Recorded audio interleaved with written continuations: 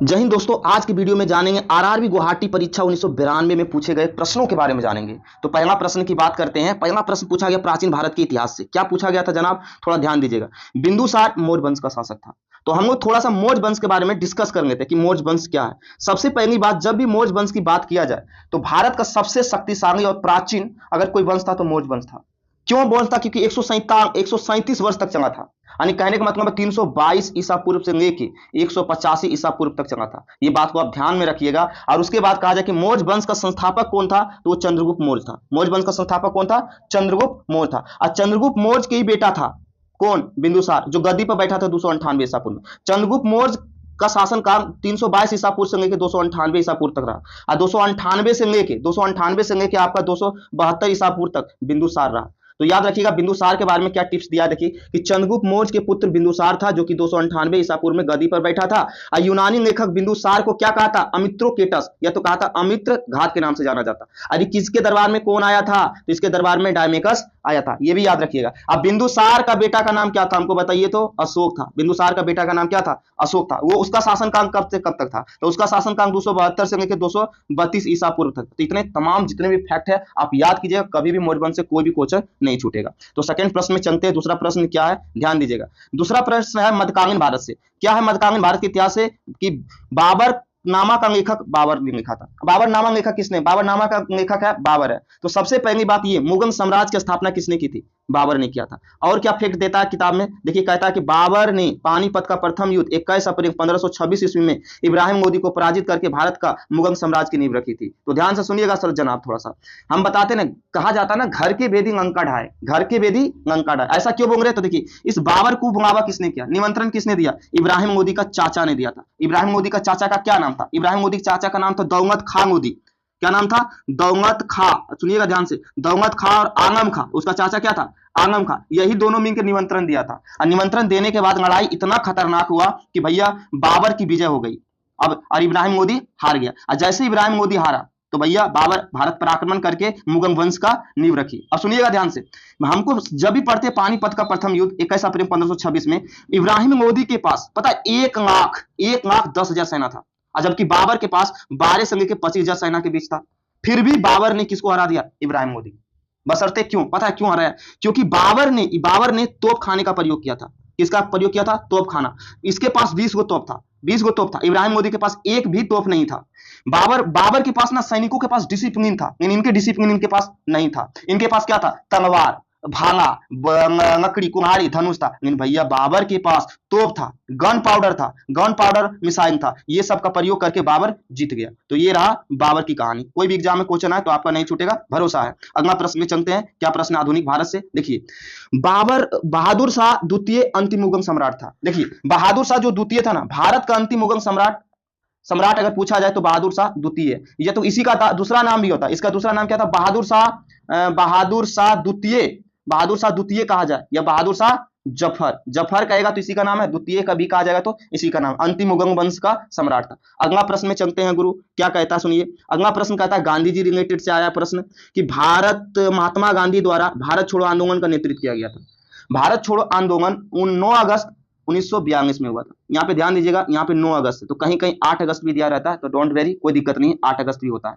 सुनिएगा ध्यान, गांधी जी ने बंबई के ग्वालियर टैंक के मैदान से लोगों को करो और मरो का नारा दिया था।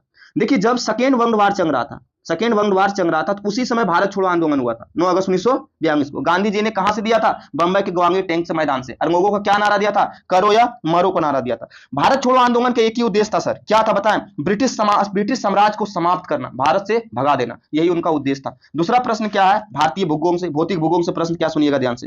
मंगल और बृहस्पति के बीच क्षुद्र ग्रह देखे जाते हैं। अच्छी बात, मंगल और बृहस्पति ग्रह के बीच में कौन सा ग्रह मिलता है? क्षुद्र ग्रह। थोड़ा सा ग्रह के बारे में जानते हैं। आप पहले हमको एक चीज बताइए कि ग्रहों की संख्या कितनी है। तो एक देखिए आईएयू का मतलब होता है इंटरनेशनल एस्ट्रोनॉमिकल यूनिट, अंतरराष्ट्रीय खगोलीय संघ के अनुसार कहा जाता है कि अभी वर्तमान में 8 ग्रह। कितने ग्रह है? 8 ग्रह। कौन कौन ग्रह है तो बताएं? बुध है, बुध शुक्र पृथ्वी है। उसके बाद मंगल है, बृहस्पति है, शनि, अरुण, वरुण, ये सब तमाम ग्रह है। अब अगला प्रश्न क्या आता है इसका? सौर मंडल से समझिएगा ध्यान से कि अगला प्रश्न है शुक्र ग्रह सौर मंडल का सबसे चमकीला ग्रह है। भैया सबसे ज्यादा चटर पटर करने वाला, सागर पानी करने वाला शुक्र ग्रह है। शुक्र ग्रह को भोर का तारा भी कहा जाता है। भैया इसको पृथ्वी की बहन भी कहा जाता है। इसको पृथ्वी की क्या कहा जाता है? पृथ्वी का बहन भी कहा जाता है। और सबसे चमकीला ग्रह भी कहा जाता है। तो याद रखिए शुक्र के बारे में, चमकीला ग्रह कहा जाता है, पृथ्वी की बहन कहा जाता है, भोर का तारा कहा जाता है। क्वेश्चन छूटना नहीं चाहिए। अब अगला प्रश्न देखिए क्या है। अगला प्रश्न है गुरु कि चंद्रमा पृथ्वी का एकमात्र उपग्रह। तो पूछा जब पृथ्वी का मात्र एक उपग्रह कौन सा है, तो चंद्रमा। पृथ्वी का मात्र एक उपग्रह कौन सा है? चंद्रमा। इसको भी याद कर लीजिएगा। अगला प्रश्न देखिए क्या है। अगला प्रश्न देखिए हम लोग का यहां से आएगा। देखिए हाँ, यहां से भारत का भूगोल से आता है। क्या आता है कि झेलम नदी तुंगबुंग परियोजना पर स्थित है। झेलम नदी कहां स्थित है? तो तुंगबुंग परियोजना पर स्थित है। सबसे पहली बात, ये तुंगबुंग परियोजना कहां है? तो जम्मू कश्मीर में। तुंगबुंग परियोजना कहां है? तो जम्मू कश्मीर। किस नदी पर है? झेलम नदी पर। एक बात और बताती है, बुंगर झील के पास है। कौन झील के पास है? बुंगर झील के पास। अब भारत का सबसे मीठे पानी का झील है तो बुंगर झील है। इस बात को भी आप लोग याद कर लीजिएगा। इसका निर्माण हुआ था, इस परियोजना का निर्माण हुआ 1882 में। ये हो बतवा याद कीजिएगा, कोई भी क्वेश्चन में आए तो ना छोड़िएगा। चलिए अगला प्रश्न को देखते हैं। अगला प्रश्न क्या, सक्सेस टीवी देखना चाहता है कि वही लिखा होगा झेलम नदी बहने वाली नदी है, तुंगबुंग परियोजना कश्मीर में स्थित है, तो अब तो बता ही दिए। चलिए भारतीय राज्य व्यवस्था में जानते हैं क्या है। भारतीय राज्य व्यवस्था संविधान से जनगणना संघ सूची का उदाहरण है। अब देखिए ध्यान से गुरु, देखिएगा क्या है सूची के बारे में। भारतीय संविधान के 7वीं अनुसूची में 3 तरह का सूची है। कौन कौन है अब बताते। एक संघ सूची है, एक भैया राज सूची है, एक भैया समवर्ती सूची है। ध्यान दीजिएगा जनाब, संघ सूची, राज सूची, समवर्ती सूची। संघ सूची पर शासन किसका होता है? तो केंद्र सरकार का होता है। किसका होता है? केंद्र सरकार में मोदी जी, जय श्री राम। और राज्य सरकार में किसका होता है? राज्य का होता है। समवर्ती सूची में दोनों का होता है, केंद्र और राज्य दोनों का होता है। तो पहली बात की संघ सूची में पहले पता है कितना विषय था? 97 विषय था, और अभी देखा जाए तो 100 विषय। और राज सूची में पहले कितना विषय था? 66 विषय था, लेकिन अभी कितना? 61 विषय। समवर्ती सूची में पहले 47 विषय था, और अभी वर्तमान में कितना?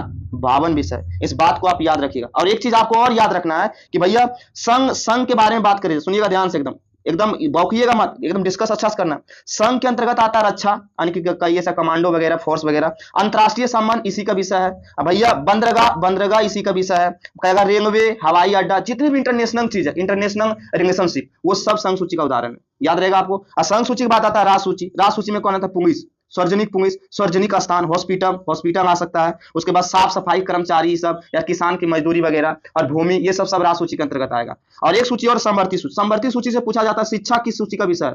समवर्ती सूची। न्याय, आपको याद है सुप्रीम कोर्ट, हाई कोर्ट दोनों होता था। न्याय भैया राज्य में मिलता है और नेशनल लेवल पे मिलता है। और वन कैसा सूची में आता है? तो भैया ये समवर्ती सूची पे है। केंद्र सरकार, राज्य सरकार दोनों निर्भर होता है। और यूनियन, ट्रेड यूनियन, ये सब राज सूची या संघ सूची में आता है। तो सूचियां से अगर कोई क्वेश्चन आया तो आपको छोड़ना नहीं है। अब की पार रेंगवे पार। चलिए अगला प्रश्न के ध्यान देते हैं। अगला प्रश्न क्या है सर? भारतीय संविधान भारत को राज्यों का संघ में रूप में वर्णित है। देखिएगा ध्यान से, हम क्या कहना चाहते हैं। संविधान में 26 नवंबर 1949 में कहा गया था कि भारत राज्यों का संघ है। भारत किसका संघ है? राज्यों का संघ है। लेकिन जनाब याद रखिएगा कि 26 जनवरी 1950 ईस्वी को लागू हुआ था। तो याद रखिएगा भारत राज्यों का संघ है, ये बात कही गई थी 26 नवंबर 1949 में, लेकिन लागू हुआ था 26 जनवरी 1950 में। चलिए आगे बढ़ते हैं, ज्यादा डिस्कस नहीं करेंगे। अगला प्रश्न आया किससे? एस्ट्रोनॉमिकल से। दूरी का मात्रक क्या है? प्रकाश वर्ष। पहली बात, नो बकवास। अब सुनिए क्या है। पहली बात तो आपको यह समझना होगा प्रकाश वर्ष किसे कहते हैं। प्रकाश वर्ष किसे कहते हैं? तो सुनिएगा जनाब ध्यान से थोड़ा, प्रकाश वर्ष किसे कहते हैं? एक वर्ष में, कितने वर्ष में? एक वर्ष में तय की गई दूरी को प्रकाश वर्ष कहते हैं। अब प्रकाश वर्ष पता, खगोलीय का मतलब होता है एस्ट्रोनॉमिकल। खगोलीय दूरी का ईसाई मात्रक है। दूरी का ईसाई मात्रक है, ये बात भी याद रखिएगा। तो खगोलीय दूरी का ईसाई मात्रक क्या है? प्रकाश वर्ष। अब भैया प्रकाश वर्ष किसे कहते हैं? एक वर्ष में तय की गई दूरी को प्रकाश वर्ष कहते हैं। अगला पॉइंट ये आता है जनाब कि एक प्रकाश वर्ष कितना होता है? एक प्रकाश वर्ष कितना होता है? तो ध्यान रखिएगा, एक प्रकाश वर्ष होता है 9.46 × 10⁻12 किलोमीटर होता है। या तो हम इसको कह सकते हैं 5.88 × 10⁻12 मील भी होता है। इस बात को भी आप याद कर लीजिएगा। अगला प्रश्न पे चलते हैं जनाब। अगला प्रश्न क्या है? ध्यान से सुनिएगा, अब की बार रेलवे पार। निकोलस और जीन द्वारा सिनेमा का आविष्कार किया गया। आइए इसका पाठ पूर्जा को तोड़ते हैं धर के एकदम। किसके बारे में? सिनेमा के बारे में। सबसे पहले बात, सिनेमा का आविष्कार किस देश में हुआ? तो फ्रांस देश में हुआ। याद रखिएगा, सिनेमा का आविष्कार किस देश में हुआ? फ्रांस में हुआ। कब हुआ? 1895 में हुआ। और किसने किया? ये भी बात रखिए, किसने किया? तो यहाँ पे देखिए लिखा है ना, जॉन निकोलस और जीन के द्वारा। तो याद रखिए 1895 में किया गया, और कहा? फ्रांस में किया गया। चलिए अगला पॉइंट देखते हैं। ध्वनि, एक स्थान से दूसरे स्थान के जाने की प्रक्रिया को संचरण कहते हैं। आइए ध्वनि के बारे में पाठ पूर्जा खोलते हैं। ध्वनि। सबसे पहली बात, ध्वनि की बात जब भी करेंगे तो ध्वनि निर्वात में गमन नहीं करती है। किसमें गमन नहीं करती है? निर्वात में गमन नहीं करती। दूसरा बात यह है कि ध्वनि अनुदैर्ध्य तरंग है। ध्वनि कैसा तरंग है? अनुदैर्ध्य तरंग है। अब प्रकाश कैसा तरंग है? प्रकाश अनुप्रस्थ है। प्रकाश कैसा है भैया? अनुप्रस्थ है। अनुप्रस्थ है।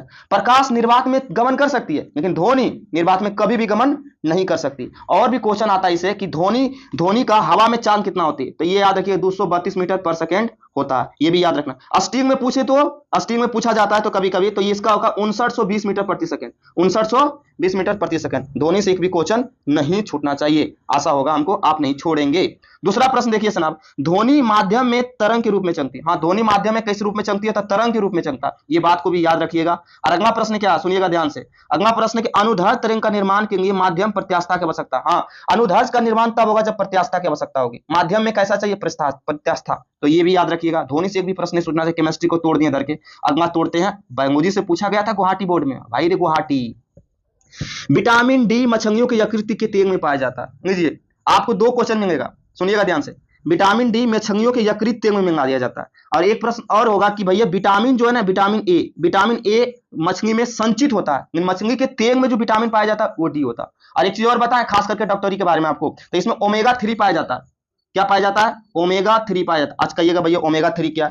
ओमेगा 3 क्या करता है? हड्डियों को मजबूती को बढ़ाने में काम करता है। तो सबसे पहली बात मछली के बारे में पूछा जाए कि मछली के यकृत में कौन सा विटामिन पाया जाता है? Vitamin D. संचित कौन सा विटामिन होता है? तो विटामिन ए। इसमें क्या पाया जाता है? ओमेगा 3। ओमेगा 3 क्या करता है? तो भैया हड्डियों के घनत्व को बढ़ाने में मदद करता है। चंगिए अगला प्रश्न आता है क्या, देखिए प्रोटीन से। प्रोटीन मूल रूप से एंजाइम होता है। भैया जब भी प्रोटीन की बात किया जाए तो प्रोटीन मूल रूप से क्या होता है? एंजाइम होता है। हम आपको बताएं प्रोटीन के बारे में, तो प्रोटीन सबसे पहले एसिड से बना होता है। प्रोटीन किससे बना होता है? एसिड से बना होता है, याद रखिएगा। प्रोटीन एसिड से बना होता है। अब कितने एसिड मिल के बनते हैं? तो 20 एमिनो एसिड से मिल के बनते हैं। अब एक चीज और बताइए हमको कि प्रोटीन में 20 प्रकार के एमिनो एसिड पाया जाता है। इनमें ज्यादातर क्या पाया जाता है पता? हाइड्रोजन, ध्यान देखिए, हाइड्रोजन, कार्बन पाया जाता है, नाइट्रोजन ये सब प्रचुर मात्रा में, ऑक्सीजन ये सब पाया जाता है, याद रखिएगा यहां से भी क्वेश्चन। चलिए नेक्स्ट पॉइंट देखते हैं। 8 मार्च को अंतरराष्ट्रीय महिला दिवस मनाया जाता है। गजब, बहुत अच्छा क्वेश्चन। पहली बार अंतरराष्ट्रीय महिला दिवस 1975 में मनाया गया था। कब? 1975 में मनाया गया था। तब से 8 मार्च को अंतरराष्ट्रीय महिला दिवस मना। लेकिन हमको एक चीज बताइए कि राष्ट्रीय महिला दिवस कब मनाया जाता है? तो सुनिए ध्यान से, राष्ट्रीय महिला दिवस 13 फरवरी को मनाया जाता है। आप पूछिएगा क्यों मनाया जाता है, तो वो भी बताते हैं। 13 फरवरी 1879 को, कब? 1879 को एक व्यक्ति का जन्म हुआ जिसका नाम था सरोजनी नायडू। क्या नाम था? सरोजनी नायडू। सरोजनी नायडू का जन्म हुआ 13 फरवरी 1879 ईस्वी में। और सरोजनी नायडू को एक चीज और कहा जाता है, क्या? भारत की कोकिला कहा जाता है। ये भी बात को याद रखिएगा। तो जब भी 8 मार्च 1975 में पहली बार अंतरराष्ट्रीय महिला दिवस मनाई गई। राष्ट्रीय महिला दिवस 23 फरवरी को मनाया गया। कब मनाया? 1879 में। किसका जन्म हुआ था? तो भैया सरोजनी नायडू को। सरोजनी नायडू को क्या कहा जाता? भारत का कोकिला कहा जाता। तो ये प्रश्न को याद कीजिएगा। अगला प्रश्न में आते हैं। लिंगराज मंदिर भुवनेश्वर में स्थित। आप जानते होंगे उड़ीसा की राजधानी कहाँ है? बताइए। भुवनेश्वर है। तो भुवनेश्वर में लिंगराज मंदिर है। अच्छा बताइए इस मंदिर किसका है? तो पता है शिव भगवान का मंदिर है। किस भगवान का मंदिर है? शिव भगवान का मंदिर है। तो उसका अगला क्वेश्चन है कि पटाका क्या है? भैया सुनिएगा, पटाका मकाऊ की मुद्रा को कहा जाता है। पटाका मकाऊ की मुद्रा को कहा जाता है। ये भी प्रश्न को आप याद कर लीजिएगा। तो देखिए जितने भी गुवाहाटी बोर्ड में पूछे गए प्रश्न थे उनका मैंने डिस्कस कर चुका है गुवाहाटी बोर्ड से। अब अगला बोर्ड में देखेंगे कौन सा होगा। वीडियो में आप हमेशा ना बना रहिए, इतना डिस्कस, बहुत ज्यादा डिस्कस करने का मन करता है, बट क्या करूं कि वीडियो बड़ा हो जाता है और आप लोग देखना नहीं पसंद करते उतना, क्योंकि अभी मैं छोटा चैनल है। जब चैनल यही बड़े बड़े टीचर अगर पढ़ाते तो आप बहुत खुश होते। इन डोंट वेरी, कम के डेट में हम भी आगे बढ़ेंगे, आप हमको सपोर्ट करेंगे तो और वीडियो को डिस्कस अच्छा से करेंगे। इस बार जितने भी ग्रुप डी में पूछा गया, एनटीपीसी, आरपीएफ, जो भी एग्जाम में पूछा गया, सब प्रश्न को रिव्यू करवाएंगे। जय हिंद, take care, bye, see you.